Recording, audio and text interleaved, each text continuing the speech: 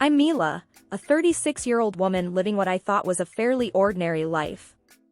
I married my college sweetheart, Jack, a man who was once my rock. We didn't have kids, just the two of us and our dreams, living in a house that was finally ours, mortgage-free. This house was a symbol of our years together, bought on a mortgage that we aggressively paid down, especially after I used the inheritance from my dad to make the final payments. Our life was simple but content, or so I believed. Jack, tall and usually unflappable with his finance job, was my partner in everything. We had our share of arguments, like any couple, but I always felt we were a team. His parents, George and Martha, had become like my own. George, a burly, kind-hearted man with a booming laugh, and Martha, a gentle soul who had taken me under her wing from day one. Our relationship was one of mutual respect and affection. Tonight was supposed to be a small celebration, just George and us, marking the end of our mortgage payments. The house was warmly lit, and I had spent the day cooking George's favorite dishes. I remember glancing at the clock, noting Jack's unusual lateness. George arrived first, cheerful as always, but with an undercurrent of concern for his son's tardiness. We chatted in the kitchen, George regaling me with stories of his youth, his laughter filling the room. But as the night grew older, my anxiety crept in. Finally, the doorbell rang, and I rushed to open it, expecting Jack, maybe with a story of traffic or a last-minute work emergency. What I saw instead felt like a scene from a movie. Jack stood there, not alone, but with a young, stylish woman clinging to his arm. She had an air of confidence, almost defiance, as she scanned our home, her eyes lingering on the pictures of our life together on the walls. "Jack, what's going on?" I managed to get out, my voice a mix of confusion and rising anger. Jack looked different. His usual calm demeanor was replaced with a cold, almost cruel smirk. "This is Lana," he said nonchalantly, his grip on her waist possessive. "She's going to be my wife." The words hit me like a freight train. Wife? Jack, are you joking? What about us? Our life together? George, who had come to see what the commotion was about, looked as shocked as I felt. "Jack, son, what are you saying? Mila is your wife." Lana finally spoke, her voice sharp and businesslike. "Looks like a nice place. We'll probably change a few things once it's ours." Jack's next words felt surreal. "Mila, I want a divorce. It's time you left." I was stunned, my mind racing. "Divorce? Jack, we built this life together, and you want to throw it away for her?" George's face was red with anger and disbelief. "Jack, think about what you're doing. This is madness." Jack shrugged, dismissive. "My mind's made up. Start packing, Mila. This house isn't yours anymore." I stood there, rooted to the spot, as George took my arm. "Mila, let's go. You don't need to take this." We left the house, my home, a place filled with memories now tainted by betrayal. I spent the night at George and Martha's, their kindness a small comfort in the storm of my suddenly shattered life. I woke up in George and Martha's guest room, feeling like I'd been hit by a truck. The events of last night replayed in my mind, each detail a fresh jab of pain. I could hear George and Martha in the kitchen, their voices a low murmur. Dragging myself out of bed, I stumbled into the kitchen, where George was making coffee and Martha was setting the table. They both looked up as I entered, their faces a mix of concern and anger. "Morning, Mila," George said gruffly, handing me a cup of coffee. "Slept any?" "Not really," I replied, my voice hoarse. "Feels like a nightmare." Martha came over and gave me a hug. "That boy has lost his mind, Mila. You don't deserve this." I sipped the coffee, feeling its warmth but not much else. "I don't know what to do, Martha. My whole life just turned upside down." George slammed his cup on the table, his usual jovial demeanor gone. "We'll not let him get away with this, Mila. He can't just throw you out like yesterday's garbage." Martha nodded, her eyes fierce. You've put too much into that house, into that marriage. It's not right. I felt a surge of anger, thinking about Jack and Lana in my house. I paid for most of that house. My inheritance, my savings. George's eyes lit up. That's it. You have rights, Mila. That house is as much yours as it is his. Martha was quick to agree. Yes, you need to fight for what's yours. Don't let that woman take everything from you. I started to feel a fire building inside me, fueled by their support. You're right. I won't let Jack and his mistress walk all over me. George stood up, determination on his face. We'll get a lawyer, someone who can sort this mess out. You won't be alone in this, Mila. Martha squeezed my hand. We're with you, every step of the way. That boy needs a lesson on how to treat people. Sitting there with them, I felt a flicker of hope. Maybe, just maybe, I could get through this. But I knew it was going to be a long, hard fight. The morning at George and Martha's had stirred something in me, a sense of resolve I hadn't felt in a long time. I spent the day buried in financial records, piecing together every contribution I'd made towards our home. The dining table was littered with bank statements, mortgage documents, and old receipts, tangible proof of my investment in what was supposed to be our shared dream. George, sitting across from me, was meticulously going through each document. Look at this, Mila.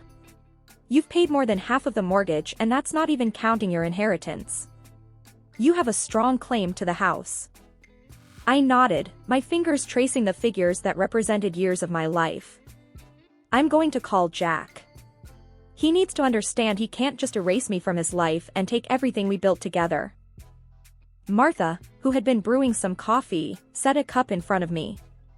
Be clear and stand your ground, Mila. He's used to walking all over you, but not this time.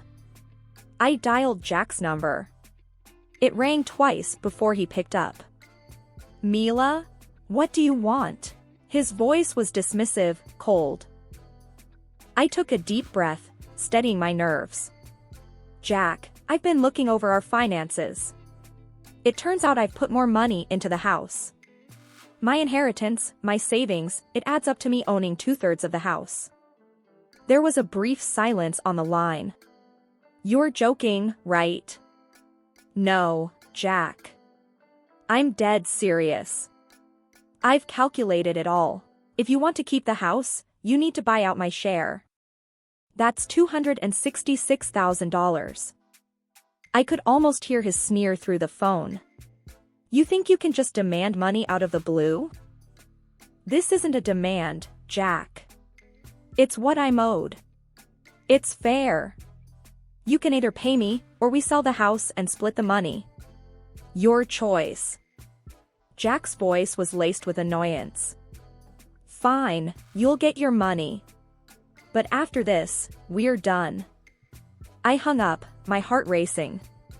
He agreed to pay, I said, half in shock. George was beaming with pride. You did good, Mila. Standing up to him like that. Martha came over and hugged me. I'm proud of you, Mila. You're taking control of your life again. That afternoon, as I sorted through more paperwork, George and Martha shared stories of their own struggles and triumphs, reminding me that resilience was a family trait. We discussed lawyers, next steps, and strategies, turning their kitchen into a war room of sorts. As evening fell, George cooked dinner, a simple stew that filled the house with a comforting aroma. We ate together, talking about everything but the situation at hand, giving me a much-needed break from the stress. The battle was far from over, but for the first time since this whole nightmare began, I felt like I wasn't facing it alone. With George and Martha's support, I had a fighting chance. And as I drifted off to sleep, I clung to that thought like a lifeline. The morning of the divorce proceedings, I walked into the lawyer's office with a steely resolve. The office was cold and sterile, the kind of place where futures were dismantled and rearranged. Jack entered, his face an emotionless mask. He wasn't alone, Lana, his mistress, was glued to his side. Her confidence seemed forced, a thin veneer over her uncertainty. I could feel their surprise as they saw me sitting there, calm and composed. Before Jack could even find his words, I cut to the chase. "I'm pregnant, Jack." Jack's eyes widened, his composure slipping. "What? Pregnant?" Lana's face twisted from confidence to confusion and then to rage. "You said you hadn't touched her in months. You lying jerk." I ignored her outburst and continued, "I'm asking for alimony, Jack. $800 a month, for the next 21 years. For our child." The lawyer, Mr. Harris, a middle-aged man with a stern face, nodded in approval. "Given the circumstances, Mrs. Smith's request is perfectly reasonable." Jack looked like he had been punched. "This is insane. You can't just spring this on me and expect me to pay up." I met his gaze squarely. "I can and I am. You made your bed, now lie in it. You owe this to our child, if not to me." Lana was fuming, her voice shrill with anger. "Jack, you can't do this. She's clearly trying to trap you." Jack, flustered and overwhelmed, ran a hand through his hair. I need time to think." Mr. Harris interjected, "Mr. Smith, the law is clear. You have a financial responsibility to your child." Jack slumped into the chair, defeated. "Fine," he muttered. "I'll pay the alimony." As they left, Lana was hissing into Jack's ear, her facade of poise completely shattered. I remained seated, feeling a mixture of triumph and sadness. This wasn't just about the money, it was about standing up for myself and my future child. In the following weeks, I worked with Mr. Harris to iron out the details. He was impressed with my resolve, often remarking on my newfound toughness. "You're not the same woman who walked into my office a month ago," he said during one of our meetings. I smiled, feeling a sense of empowerment. "I guess I'm not. I have someone else to think about now." As I left his office after signing the final papers, I felt a sense of closure. The battle was tough, but I had come out stronger. I was ready to face whatever came next, not just for me, but for my child as well. The future was uncertain, but for the first time in a long time, I felt like I had a say in it. After the tumultuous divorce proceedings, I found an unexpected source of strength in Jack's parents, George and Martha. We sat in their cozy living room, a stark contrast to the cold lawyer's office, plotting our next move. George, always a man of action, was pacing the room. "We need to show that scoundrel he can't just trample over our family," he said, his voice tinged with anger. Martha, ever the strategist, added, "We've got to be smart about this. We can't just barge in there and make a scene." I nodded, feeling a mix of gratitude and determination. "I agree. But what can we do? He's made his bed with Lana." George stopped pacing and turned to me. "What if we visit them? Regularly. Make our presence felt. Remind Jack of the family he's turning his back on." Martha's eyes lit up. "Yes, and it'll drive that little homewrecker up the wall. She won't like us being around, reminding her of what she's done." I couldn't help but smile at their cunning plan. "You think it'll work? Make her uncomfortable?" George grinned. "Oh, I'm sure it will. We'll be the most annoying, ever-present in-laws. She won't know what hit her." Martha clapped her hands together. "We'll start tomorrow. A nice, long, unannounced visit." The next day, we executed our plan. George rang the doorbell of what used to be my home, a big smile plastered on his face as Jack opened the door. "Son. We thought we'd drop by. Spend some quality time together," George boomed, stepping inside without waiting for an invitation. Lana appeared behind Jack, her smile forced. "Oh, what a surprise. And what is she doing here?" Martha breezed past her, adding, "She's with us. We just couldn't stay away. It's been too long." We spent hours there, talking loudly, laughing, and reminiscing about old times, pointedly ignoring Lana's growing discomfort. Every time she tried to interject or change the subject, George or Martha skillfully steered the conversation back. As we left, Lana's frustration was evident. She was fuming, barely managing a fake smile. In the car, Martha chuckled. "Did you see her face? She was about to explode." George was laughing too. "We're just getting started. That girl has no idea what she's in for." I sat in the back seat, a sense of satisfaction washing over me. It was a small, petty victory, but after everything that had happened, it felt good to take some control back, to push back against the injustice of it all. With George and Martha by my side, I felt stronger, ready to face whatever came next. A few weeks after our in-law intervention strategy began, I received unexpected news from Martha during one of our coffee chats. "Mila, you won't believe it. Jack's put the house up for sale," she said, her voice a mix of shock and satisfaction. I almost choked on my coffee. "What? Why would he do that?" Martha shrugged. "Seems like Lana can't stand us being around. She's pushing him to move." I pondered the situation, an idea slowly forming in my mind. "Martha, what if I bought the house back?" George, who had been quietly reading the newspaper, looked up. "Buy it back? You think that's a good idea?" I nodded. "Yes, but at a lower price. Jack's desperate, and I have the money from the settlement. It's perfect." Martha smiled slyly. "That would be quite the turn of events. Imagine Lana's face if she knew." I contacted a realtor friend, explaining the situation and my plan. She agreed to help, ensuring my identity remained hidden during the negotiations. A week later, I sat with my realtor friend, discussing our strategy. "Jack's asking for a high price, but we know he's desperate. Let's lowball him." My realtor nodded. "I'll start the negotiations. He won't know it's you until the deal is sealed." The negotiations went back and forth for days. Finally, Jack caved, accepting a much lower offer than his initial asking price. My realtor friend called me with the news. "We got it, Mila." "He accepted the offer," she said, barely containing her excitement. I couldn't help but laugh. "I can't believe it. I'm buying my house back." The day we closed the deal, I met my realtor at the office. "You're now the proud owner of your old house," she said, handing me the keys. The day I reclaimed my house was a day of triumph. I stood outside the familiar front door, the weight of the keys in my hand symbolizing so much more than mere ownership.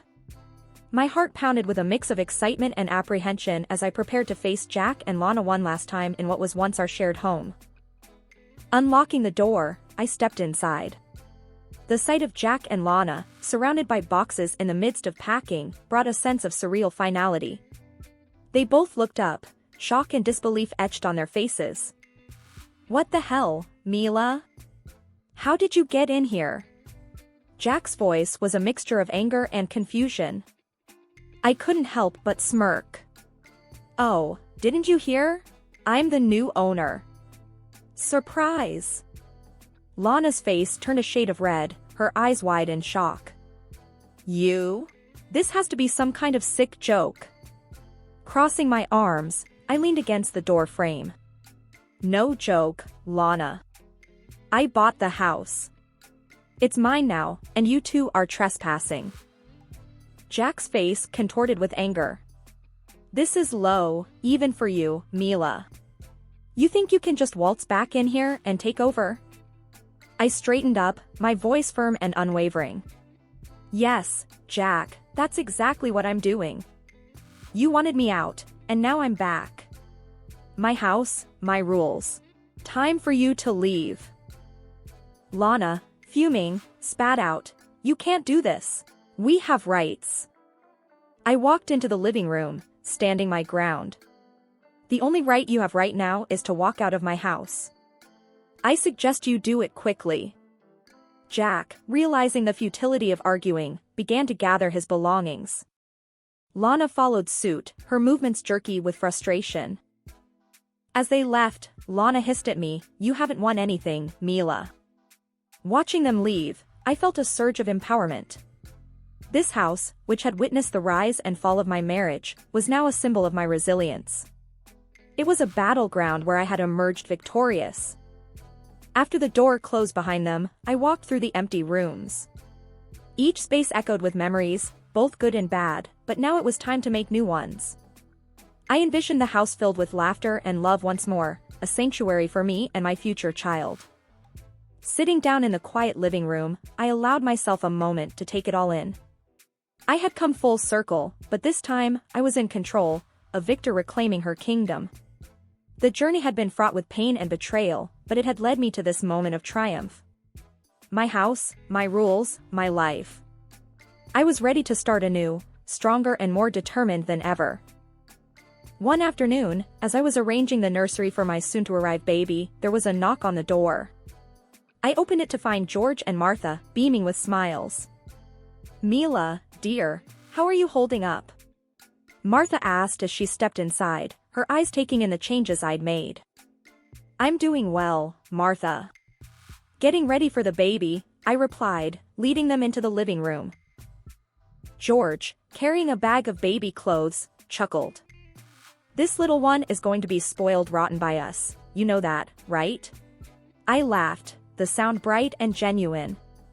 I wouldn't have it any other way. As we sat, chatting and laughing, another knock came at the door. This time, it was Jack. He looked different, worn out, a little defeated. "Can we talk, Mila?" Jack's voice was low, lacking its usual confidence. I hesitated but nodded, stepping outside to talk to him privately. I messed up, Mila," Jack started, not meeting my eyes. "Lana left me. I'm broke, and I was hoping." I cut him off, my voice steady. "Hoping for what, Jack? For me to take you back? After everything?" Jack's face crumpled. "I know I don't deserve it, but I have nowhere else to go." I looked at him, the man I once loved, now just a stranger filled with regrets. "Jack, I've moved on. I'm starting a new life, for me and my baby. You need to do the same." He nodded slowly, the reality of the situation sinking in. "I understand. I'm sorry, Mila." As he walked away, I felt a closure I didn't know I needed. Turning back to the house, I saw George and Martha watching through the window, their expressions a mix of concern and support. "He won't bother you again, will he?" George asked as I walked back in. I shook my head. "No, he won't. I made it clear." Martha hugged me. "You're so strong, Mila. We're so proud of you." Sitting back down, surrounded by the people who had become my true family, I felt a sense of peace. The journey had been long and fraught with pain, but it had led me here, to a place of strength and new beginnings. The future was uncertain, but it was mine to shape, and I looked forward to every moment of it.